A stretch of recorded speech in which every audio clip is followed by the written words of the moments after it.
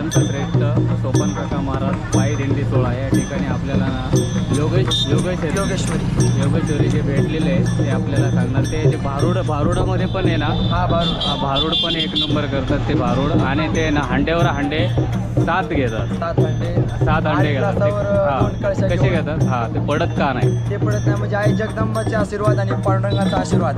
आम्ही साक्षात भारूड करत असताना मी हांड्यावर हांडे 5 हांडे घेते आणि 8 ग्लासावर 2 कळशा घेऊन नाचते.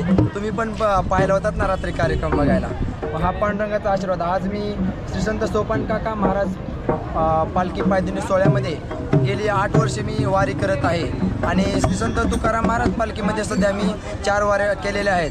आणि या वारीमध्ये येत असताना खूप आनंद वाटत आहे. आणि मी भैरवनाथ प्रसादिक दिंडीमध्ये चालत आहे 32 नंबरला. खूप लोक मायावान आहेत, दयावान आहेत. त्यांनी खूप मायेचा पदर देतात. त्याच्यामुळं आम्हाला या वारीमध्ये येताना खूप आनंद वाटत आहे. तुमच्या संघ किती जण आहेत आता? आम्ही या दिंडीमध्ये 4 जण चालत आहोत.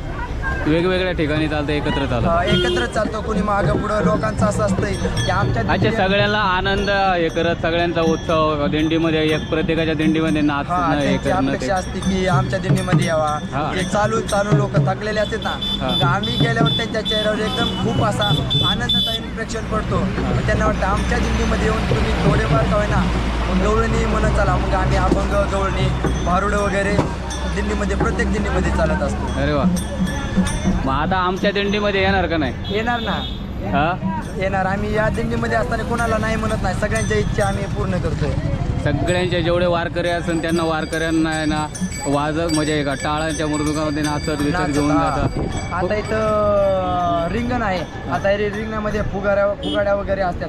मग सगळ्या दिंडीला वाटतं की आमच्या इकडे यावं. मग सगळे आम्ही एकत्र येतो. फुगाड्या, नाच वगैरे खूप आनंदाचा सोहळा पार पाडतो.